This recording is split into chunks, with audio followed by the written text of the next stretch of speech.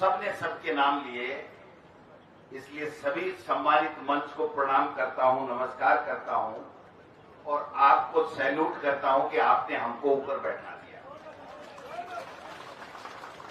ये अलवर का जिलाध्यक्ष इतना होशियार है कि कोई नाराज नहीं हो जाए, पूरे मंच को भर दिया खचाखच। ये भी एक कला है।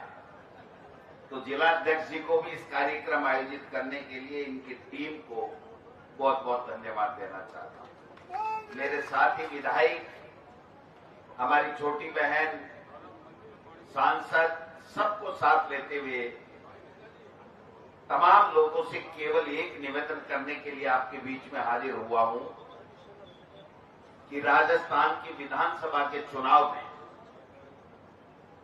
अलवर जिले ने ठीक परफॉर्म किया, अच्छा परफॉर्म किया। सब सीटें नहीं जीती जा सकती है, लेकिन जो अनुपात में जो अच्छे जिले 5, 7, 8 जिले जिनके यहां से अच्छी कांग्रेस की सीटें आई, उनमें अलवर जिला और कांग्रेस पार्टी हाईकमान ने, रंधावा साहब ने भी वापिस अलवर को देने में कोई कोर कसर नहीं छोड़ी। आपके नेता प्रतिपक्ष या तो सीएम को केबिन गाड़ी घोड़े, वो क्या एस्कॉर्ट, और या जूली साहब को एस्कॉर्ट, 2 गाड़ी आगे 2 गाड़ी पीछे। तो ये अलवर के लोगों ने जो विधानसभा चुनाव में अच्छा किया, उसका परिणाम आपको मिला। लेकिन लोकसभा चुनाव में हम चूक गए। लोकसभा चुनाव में प्रयास आपने अच्छे किए, लेकिन एक बाहर का व्यक्ति आकर के हमारे अलवर के अंदर चुनाव जीत करके चला गया और आज हम कह रहे हैं कि सरिस्का में घोटाला कर रहे हैं, काम नहीं कर रहे हैं। मैं समझता हूं कि हम नेताओं की कमी रही है, कार्यकर्ताओं ने तो कोई कमी नहीं छोड़ी है। इसलिए आने वाले समय में मैं यही आशा और अपेक्षा करता हूं कि भंवर साहब, हम अलवर जिले में आने वाले चुनाव में लोकसभा और तमाम विधानसभा के चुनाव जीते।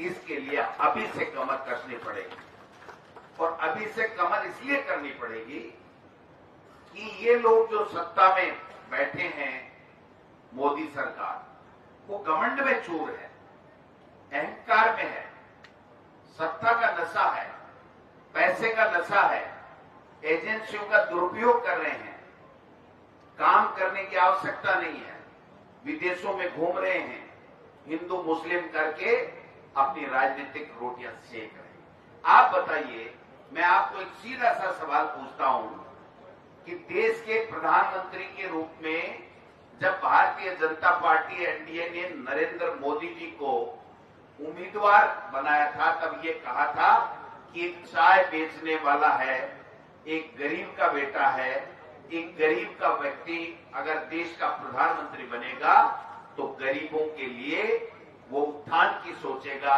उनको आगे बढ़ने की सोचेगा, उनके अच्छी शिक्षा के लिए सोचेगा। और आपने देखा, जब से देश के प्रधानमंत्री बने हैं, मैं समझता हूं कि विदेशी कपड़ा, विदेशी सोच और विदेशी भ्रमण, इसके अलावा उन्होंने कभी भी गरीब के सुध नहीं दिए। आप बता दीजिए मुझे, 80 से ज्यादा देशों की विदेश यात्रा क्या करके ला रहे हैं भाई, क्या तमगा। जब ऑपरेशन सिंदूर हुआ तो ट्रंप ने आपको धमका करके ऑपरेशन रुकवा दिया, सीज फायर करवा दिया, करवाया कि नहीं आप बताओ। और आज कल की तारीख में 16वीं बार ट्रंप बोला है कि मैंने धमका करके, व्यापार का हवाला देकर के, धमकी देकर के मैंने वहां पर करवा दिया। और कल तो एक बहुत ही ऐसी बात बोल दी जो मैं समझता हूं कि मुझे कहनी चाहिए, नहीं कहनी चाहिए। ट्रंप ये कह रहा है कि 5 जगुआर विमान गिराए गए, फाइटर विमान, किसके गिरे मुझे पता नहीं। अब आप समझ सकते हो कि जब पाकिस्तान के सेना अध्यक्ष को बुला करके डिनर करता है तो वो ट्रंप किसके लिए इशारा कर रहा है, या आप और हम समझ रहे हैं कि कहां के फाइटर विमान गिरे। आज तक कोई बात आई? देश के प्रधानमंत्री ने बोला? ऐसे तो राहुल गांधी जी और कांग्रेस पार्टी के लिए, पंडित जवाहरलाल नेहरू के लिए, राजीव जी के लिए पता नहीं क्या क्या बातें बोलता है। और वो तो मैं सुनी नकल भी कढ़ावे लोकसभा के पाए कढ़ावे ना नकल। तो मैंने आप बताओ कि जो व्यक्ति आज एक वर्ड नहीं बोल पा रहा है, और वो बड़ी बड़ी विदेश नीति की बातें कर रहा था, बड़ी बड़ी किसानों के लिए आमदनी 2022 में दोगुनी करने की बातें कर रहा था, किसान 15 महीने तक खून के आंसू रोए।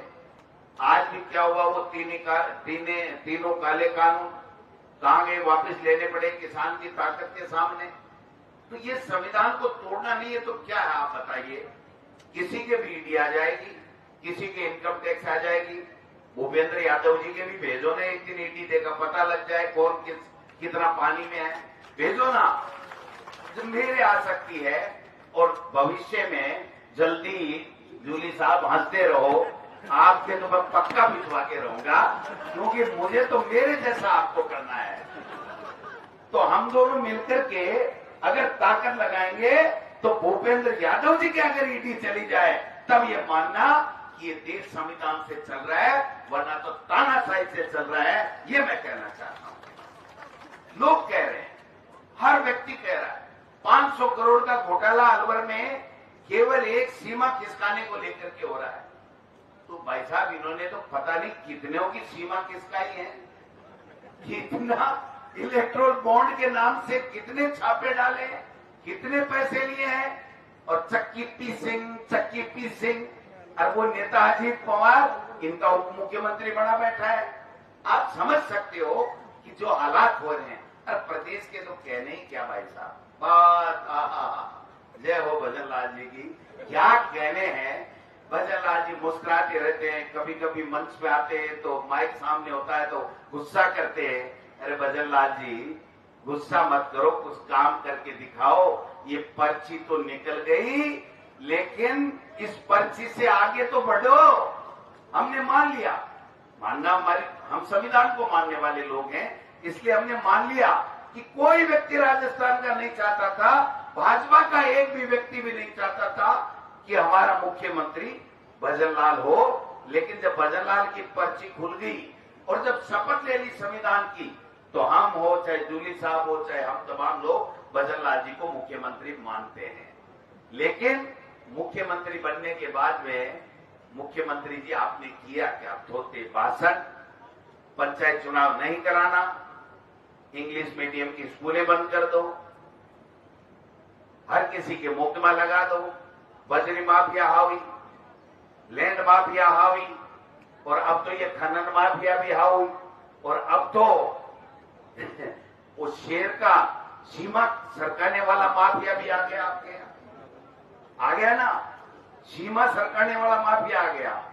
अब बताओ, ऐसे ऐसे हालात हो गए, फिर कहते हैं कि आप संविधान बचाने की रैलियां क्यों कर रहे हो? संविधान को कहां खतरा है? संविधान को तो ये तो कांग्रेस पार्टी और इनके महान नेता थे, वरना जब बाबा साहब ने संविधान बनाया था तो इस आरएसएस ने, जो इसका पितृ संगठन है भारतीय जनता पार्टी का, इसने संविधान की प्रतियां जलाई थी और बाबा साहब के खिलाफ उन्होंने धरने, प्रदर्शन और जुलूस निकालने का काम किया था। ये तिरंगा झंडा अपने ऑफिस के ऊपर नहीं लगाते थे। लगाते थे क्या? आप बता दो। ये महिलाओं को आज बराबरी की बात कर रहे हैं, कहां महिला? इनके संगठन में एक भी महिला शामिल नहीं हो सकती थी, और आज कह रहे हैं सरकारी कर्मचारी सारे ही हमारे पास आ जाओ, आरएसएस में आ सकते हैं।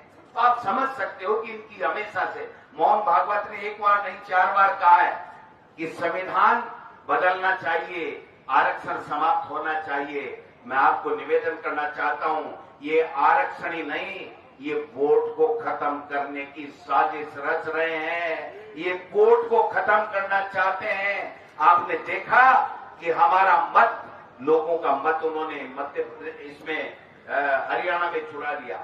इन्होंने वोट महाराष्ट्र में मत को चुराने का काम कर लिया, बिहार में चुराने की साजिशें रच रहे हैं। और अब मैं आपको एक बात और कहना चाहता हूं ये जो पंचायत चुनाव और नगर निकाय के चुनाव क्यों नहीं करवा रहे हैं, ये इसलिए नहीं करवा रहे हैं कि पहले वोटर लिस्ट का ये जो मत चुराने वाला, नाम काटने वाला षड्यंत्र और एजेंडा इनका भारतीय जनता पार्टी और आरएसएस का है, वो राजस्थान में लागू करेंगे और उसके बाद में नगर निकाय और पंचायत राज के चुनाव कराने वाले हैं। ये आपको और हमको समझना पड़ेगा। इसलिए केवल भाषणों से काम नहीं चलेगा। भाषण तो बहुत अच्छे दिए, सबने दिए, गीत भी गाए और भी गाओ, लेकिन भाई साहब इनके साथ जाकर के इनके सुख दुख में भागीदार हो जाओ, इनको पूछ लो तुम्हारी तकलीफ क्या है, उसके बाद में आपका राज ये हमारे कार्यकर्ता लाने में कोई कोर कसर नहीं छोड़ेंगे। ये मैं कहना चाहता हूं। मैंने पूछा था अध्यक्ष जी से, मैं क्यों 5-4 का पहली दिवा देता, बोले साहब कोई मानने ही कोई निश्चय सामने दे रोता हूं। तो भाई जी मैं तो थाने निवेदन करूं कि मैं तो 100 छोटो कार्यकर्ता हूं, भाषण में ध्यान नहीं दे करके हमको इनके दुख तकलीफ में भागीदार बनने की आवश्यकता है। इनके कोई तकलीफ है उसमें जाकर के खड़े हो जाओ कि तुम्हारे क्या काम है। हम ये चाहते, नेताओं में एक आदत बन गई कि मैं जीत गया, गोविंद डोटासरा जीत गया, तो जिसके काम है वो गोविंद डोटासरा के घर आए। नहीं, गोविंद डोटासरा जीत गया तो दुगुनी ताकत के साथ हमारे मतदाताओं के घर जाने की, हमारे कार्यकर्ताओं के घर जाने की आवश्यकता है। जब तक ये मिशन नहीं चलाएंगे, जब तक केवल भाषणों से नहीं, भाषणों में तो आप अपन नंबर 1 ले ही नहीं सकते, क्योंकि मोदी जी, बीजेपी, आरएसएस ये तो भाषण के माहिर हैं, झूठ बोलने के माहिर हैं। और आप देख सकते हो हर राजस्थान के हर मंत्री के यहाँ आरएसएस का एक व्यक्ति वहां पर उसका पीए लगा हुआ है। जब तक मंत्री की औकात नहीं है राजस्थान में, जब तक वो आरएसएस का व्यक्ति जो पीए बना बैठा है वो ऊपर से इशारा लेकर के भारतीय भवन से और ये नहीं कह दे कि हाँ यस हो गई फाइल, तब तक मंत्री की औकात नहीं है उस मंत्री की फाइल साइन कर दे। ये तो स्थितियां बना रखी है। धक्का मुक्की ये कोई बात होती है? मुख्यमंत्री और किसी आईपीएस आईएएस के अगर कोई धक्का मुक्की की खबरें आने लग जाए, हुआ कि नहीं हुआ पता नहीं, मुख्यमंत्री जी तो कभी बोलते नहीं है। जब कभी कोई किसी प्रोग्राम में मिल जाते हैं तो हंस करके निकल जाते हैं। लेकिन टीकाराम जूली साहब, आप कभी नेता प्रतिपक्ष के तौर पे जाओ तो ये जरूर कहना कि राजस्थान के लोग पूछना चाहते हैं कि उस आईपीएस ने धक्का आपके मारा या आपने आईपीएस के मारा। ये जरूर पूछ लेना, क्योंकि ये गड़बड़ हो रहा है कि अगर हमारे मुख्यमंत्री के किसी अधिकारी ने धक्का मार दिया तो हमारा तो जीना ही बेकार हो गया। हम तो उनके साथ खड़े होंगे संघर्ष करने के लिए कि मुख्यमंत्री जी आप संघर्ष करो, हम तुम्हारे साथ है। ये नारा हमको लगाना पड़ेगा, कांग्रेस को लगाना पड़ेगा। क्योंकि एक अधिकारी की ये हिम्मत हो सकती है क्या कि मुख्यमंत्री के धक्का लगा दे, मुख्यमंत्री को कुछ बोल दे और वो उसी सीएमओ में पदस्थापित बता रहे जैसा बता रहे। मैं समझता हूं कि इससे बेड़ा गर्क करने वाला सरकार कभी हमने देखी नहीं है। बीजेपी के नेता, एमएलए, मंत्री ये कह रहे हैं हे भगवान कब पर्ची बदले, कब पर्ची बदले। तो ऐसी पर्ची की तारीख क्यों बजवाई आपने? भाई जब पर्ची खुल रही थी तभी कहते थे, जब मुख्यमंत्री अपने विवेक से निर्णय नहीं करते, मुख्यमंत्री का कंट्रोल नहीं है ब्यूरोक्रेसी पर, 8-8 महीने से अधिकारियों की लिस्टें आ रही है। और पिछली बार आईएएस की तो लिस्ट ही बड़ी जोरदार आई। वो एक कहावत है हमारे, आप समझो मारवाड़ी में, मेरी शेखावाड़ी भाषा में, कि मामा को ब्याह मां पुरस्कारी और घमड़ आप बड़ा बेटे नहीं देगा, ले बेटा लाडू, ले बेटा जलेबी, ले बेटा चक्की। तो सीएमओ वालों ने अपने सारे के सारे एक्स्ट्रा चार्ज बांट लिए और अपनी सेटिंग करके, और मुख्यमंत्री जी देख रहे हैं कि सेटिंग सही होगी। मैं क्या मुख्यमंत्री जी थारे बुलाऊं तो होगी सेटिंग सही, अधिकारी थारा कुंगेड़ा सारे की सारी राजस्थान को पेड़ों गर्क कर रहे हैं। सबसे ज्यादा भ्रष्टाचार एक प्रेमचंद बेरवा जी हैं, एससी से आते हैं, उप मुख्यमंत्री बनाया ना। तो कोई तो बनता अच्छा है। एक एससी का व्यक्ति उप मुख्यमंत्री बन गया, मुख्यमंत्री बनता तो भी हमें खुशी होती। वो जयपुर जिले से है, और जयपुर जिले का आरटीओ नहीं बदल सकता। इससे ज्यादा शर्म की बात क्या हो सकती है इनके लिए। हमारे किरोड़ी जी बहुत धुआंधार ऐसे धुआं निकालते हैं और एक दिन बोले कि 8 करोड़ की बजरी बिशनपुर में चोरी हो रही है। अब दूसरे दिन क्या सांप सूंघ गया पता ही नहीं, वो तो बात ही नहीं करते। अब तो कह रहे हैं कि मुख्यमंत्री जी से मिलकर के मुझे बहुत खुशी हुई। मैं क्यों भाई, जनता ने को नहीं भी ठाने तो होगी लेकिन जनता को नहीं हो रही है, क्योंकि जनता ठगा महसूस कर रही है। जनता ये कह रही है कि आपने नौकरियां देने की बात की थी, आपने महंगाई कम करने की बात की थी, आपने किसान के कल्याण के लिए योजनाएं लाने की बात की थी, आपने दलित के उत्थान की बात की थी, आपने मातृशक्ति को मजबूती देने की बात की थी, आपने पेपर चोरों को रोकने की बात की थी। बड़े बड़े मगरमच्छ पकड़ेंगे, बड़े बड़े मगरमच्छ पकड़ेंगे, और ये खुद ही खा खा के मगरमच्छ हो गए हैं, खा खा के मगरमच्छ हो गए। कहा गए भाई वो मगरमच्छ? वही अमित शाह जी थे जो चुनाव से पहले आए थे, हम मगरमच्छों को पकड़ करके इन परीक्षाओं को दोबारा कराएंगे, जेल में डालेंगे।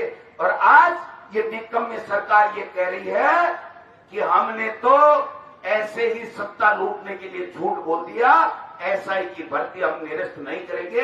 ये निकम्मे सरकार का आप हाल देख सकते हैं। कहां गए साहब? वो कितना बदनाम किया, रीट में वो हो गया, रीट में ये हो गया, रीट में ये हो गया। क्या हो गया? जो बेईमान था हमारी सरकार ने पकड़ा, जेल के सलाखों में डाला, आपने ईडी से जांच कराई, आपने एसआईटी से जांच कराई। फिर क्या हुआ? उसके बाद में क्या रिजल्ट आया?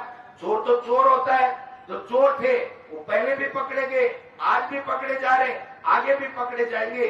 लेकिन आज 1.25 लाख टीचर के पद हमारे राजस्थान के विद्यालयों में खाली हैं। उसके ऊपर आपका क्या जवाब है कि आप कब उनकी भर्ती करोगे? मैं जब शिक्षा मंत्री था तो रंगावा साहब 1 करोड़ के लगभग नामांकन हमारी सरकारी स्कूलों का बढ़ गया था। 3737 इंग्लिश मीडियम की महात्मा गांधी जी के नाम से सरकारी स्कूलें खोली थी। एक वो शिक्षा मंत्री तो 24 घंटे ही पता नहीं बोलता ही क्या है, उसका तो पता ही नहीं चलता। कभी टिक्की में से निकलता है, कभी कहीं से निकलता है, और कहता है हर बात मुख्यमंत्री जी से पूछ करके बताऊंगा। और मुख्यमंत्री जी 1.5 साल में उससे मिले नहीं, पता नहीं क्या होगा। आज 70 लाख के लगभग है हमारा नामांकन। और अब नामांकन के समय क्या कर रहे हैं मोहन साहब? एक पेड़ मां के नाम, चलो कोई बात नहीं, सब ठीक है, बीजेपी का होगा लेकिन अच्छी बात है, सबने लगाया, सब लगा रहे। अब कह रहे एक लड़का प्रतिदिन 10 पेड़ लगाएगा और एक टीचर 15 लगाएगा और 24 घंटे उस पेड़ के अंदर ही घुसे रहेंगे। तो भाई साहब पढ़ने के लिए भेजा है, कोई वन पर्यावरण डिपार्टमेंट में भेजा आपने, कोई फॉरेस्ट गार्ड बना दिया, इनको टीचर रहने दो, इनको स्टूडेंट रहने तो समझ में नहीं आ रहा।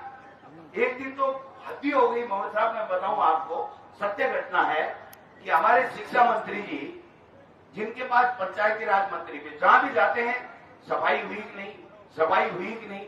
अब पता नहीं क्या उनके पास केवल सफाई का ही डिपार्टमेंट है क्या, और उसके नाम से किसी न किसी को सस्पेंड करते, अपने घर में बुलाते हैं।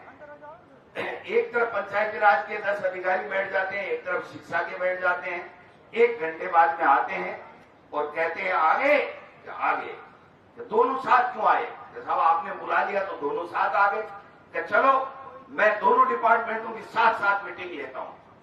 तो एक को कहते हैं शिक्षा वालों को कि आप गाय पालते हो, तो अधिकारी टाबर पाड़ा है, गाय पाड़ा है, तो कोई खड़ा नहीं हुआ, बोले तुम फेल हो गए, छोड़ो। इधर वालों ने दूसरे की तरफ चले गए, बोले आपको पता है कि एक गाय के मूत्र में, एक बूंद मूत्र में 100 टन ऑक्सीजन होता है। तो वो 2 अधिकारियों को हंसी आ गई, रुमाली लाए नहीं तो दांत दिख गए। बोले ये मीटिंग यहीं समाप्त की जाती है, मैं दोबारा बुलाऊंगा तब बात करूंगा, आज तक मीटिंग बुलाई। अब यार क्या करें इन लोगों का, ये पर्चियां भी तो नहीं बदल रही है ना, मैं क्या करूं? मैं आपका हितैषी हूं, मैं चाहता हूं राजस्थान में काम हो, विकास हो, गरीब की, दलित की, पिछड़े की सुनवाई हो। अब कोई न कोई आता है, कभी तो नड्डा जी आते हैं कि इस भजनलाल को सीएम मत मानना, ये तो एक विचारधारा का दूत है, बड़ा जोरदार आदमी है, सीएम बना के चला गया, सीएम मत मानना। तो किसको माने भाई? किरोड़ी जी को मान ले हम तो। आप तय तो करो, पर्ची भिजवा दो वहां से। और अभी अमित शाह जी आए कि सहकारिता में 5वें नंबर पर पहुंचा दिया। मैं अमित शाह जी हाथ जोड़ के पूछना चाहता हूं, दोबारा ईडी तो भेज मत देना, मैं हाथ जोड़ के पूछना चाहता हूं कि पहले कितने नंबर पे था? भजनलाल जी ने हेलीकॉप्टर में उड़ करके कितने नंबर पे पहुंचा दिया, वो तो बताओ। तमाशा लगा रखा है इन लोगों ने, कोई मतलब नहीं है। इसलिए मैं आपसे यही निवेदन करने आया हूं, ये कोई छोटी बात नहीं है। ये जो संविधान है, इसका मतलब आरक्षण, इसका मतलब समानता, इसका मतलब धर्मनिरपेक्षता, इसका मतलब बोलने की आजादी, इसका मतलब शिक्षा की आजादी, सब शिक्षित बने, इसका मतलब सब मूलभूत अधिकार जिनके हैं वो प्राप्त करने के लिए अधिकारी हैं, इसका मतलब अत्याचार नहीं हो, इसका मतलब न्याय मिले, अन्याय नहीं हो, किसी के साथ अन्याय हो रही हो तो न्याय मिले। ये सब चीजें हवा हवाई हो जाएंगी, गायब हो जाएंगी। और मेरे पत्रकार बंधुओं से कहना चाहता हूं, आप जो प्रिंट मीडिया और बड़े बड़े इलेक्ट्रॉनिक मीडिया के जो बंधु बैठे हैं, आधे से ज्यादा तो इस सोशल मीडिया वालों ने आपका स्थान ले लिया है। और एक समय ये आएगा कि एक कानून भारत सरकार पारित करेगी इस मोदी जी के रहते रहते कि अगर बीजेपी के आरएसएस के खिलाफ कुछ दिखा दिया तो जेल के सलाखों में अंतर होंगे और ये आपकी आजादी भी छीनने जा रही है। यही इस संविधान का और इस संविधान बचाओ का भी उद्देश्य है। क्योंकि आप हैं तो किसी की गरीब की, पीड़ित की, दलित की और की कोई अन्याय हो रहा है तो आप दिखाते हैं, रात को 12 बजे तक दिखाते हैं। सुबह 4 बजे कोई घटना होगी तो 4 बजे जब एक टैंकर पलटा था गैस का वहां पर भाटरोटा के अंदर दूदू के पास में, तो सबसे पहले अगर वहां कोई पहुंचा तो एक पड़ोसी के अलावा अगर कोई था तो हमारा मीडिया का साथी था जिसने कहा कि ये इस तरीके की घटना हो गई है। तो मैं कहना चाहता हूं कि आप सबके भी अधिकार सीज होने वाले हैं। मैं आपसे इतना ही आग्रह करना चाहता हूं और मेरे सम्मानित मंच से, सब लोग अच्छे बोलने वाले हैं, सब लोग बड़े नेता है, मेरे से भी बहुत सीनियर हैं, लेकिन एक समय की अपनी प्रतिबद्धता होती है, समय का अपना तकाजा होता है। आप भी थक गए हो तो मैं इतना ही निवेदन करने के लिए आया हूं कि कांग्रेस के कार्यकर्ता और नेताओं को जनता के बीच में जाकर के जनता के मुद्दों को आज आगे करके उठाना पड़ेगा। किसी के साथ अत्याचार अन्याय हो रहा है तो उसको मदद करनी पड़ेगी, उसके साथ खड़ा होना पड़ेगा। अगर ये करेंगे तब सही मायने में हमारी इन मीटिंगों का कोई फायदा है, नहीं तो नहीं है। और मैं एनएसयूआई, महिला कांग्रेस, हमारे सेवा दल, सब अग्रिम संगठनों से निवेदन करना चाहता हूं कि ये जो शेर का एरिया खिसकाने वाले लोग हैं, इनके खिलाफ आप भी आंदोलन कीजिए, खड़े हो जाइए और इन भ्रष्टाचारियों को हमारे प्रदेश से भगाने का काम करें। इन्हीं शब्दों के साथ आप सब लोग आए हो, आपका बहुत बहुत धन्यवाद। बातें तो बहुत हैं, मन भी बहुत है, लेकिन समय अपना है। रंधावा साहब भी बोलेंगे, इसलिए रंधावा साहब का आशीर्वचन हम सब लोग सुनेंगे। आप सब लोगों का बहुत बहुत धन्यवाद। जय हिंद, जय भारत, जय कांग्रेस, जय हिंद।